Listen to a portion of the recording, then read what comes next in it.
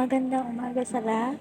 Ito pala nag-iinit ako ng mantika kasi magluluto tayo ng itlog. So, ayan na yung itlog, pinatil ko na siya.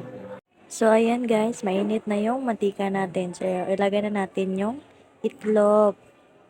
Yan, sa madaming mantika para maluto siya guys. Ayan, hintayin natin. Yan, hintayin natin maluto yung ilalim guys. Tsaka natin babalik na rin.